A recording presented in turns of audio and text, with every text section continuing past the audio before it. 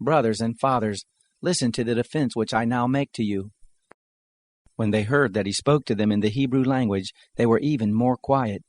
He said, "I am indeed a Jew, born in Tarsus of Cilicia, but brought up in this city at the feet of Gamaliel, instructed according to the strict manner of the law of our fathers, being zealous for God, even as you all are this day.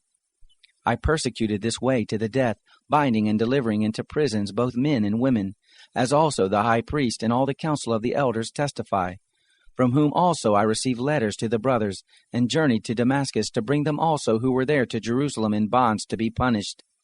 It happened that, as I made my journey, and came close to Damascus, about noon, suddenly there shone from the sky a great light around me. I fell to the ground, and heard a voice saying to me, "Saul, Saul, why do you persecute me?" I answered, "Who are you, Lord?"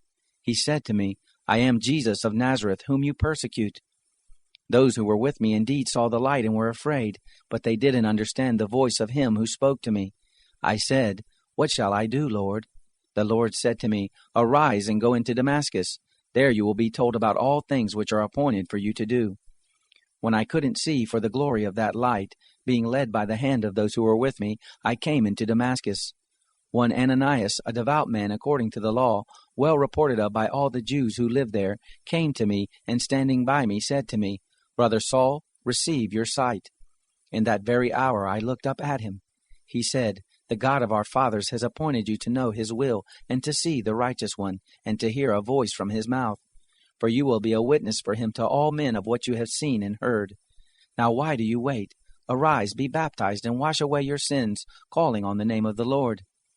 It happened that, when I had returned to Jerusalem, and while I prayed in the temple, I fell into a trance, and saw him saying to me, "Hurry, and get out of Jerusalem quickly, because they will not receive testimony concerning me from you."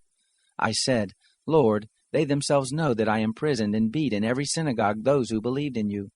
When the blood of Stephen your witness was shed, I also was standing by, and consenting to his death, and guarding the cloaks of those who killed him." He said to me, "Depart, for I will send you out far from here to the Gentiles." They listened to him until he said that.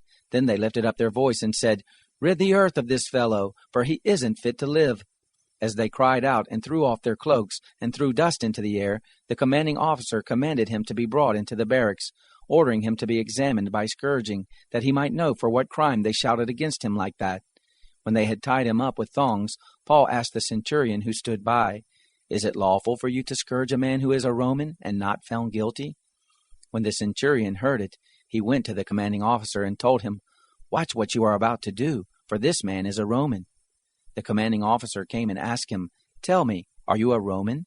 He said, "Yes." The commanding officer answered, "I bought my citizenship for a great price." Paul said, "But I was born a Roman."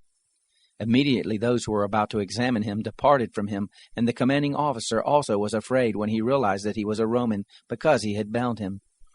But on the next day, desiring to know the truth about why he was accused by the Jews, he freed him from the bonds, and commanded the chief priest and all the council to come together, and brought Paul down and set him before them.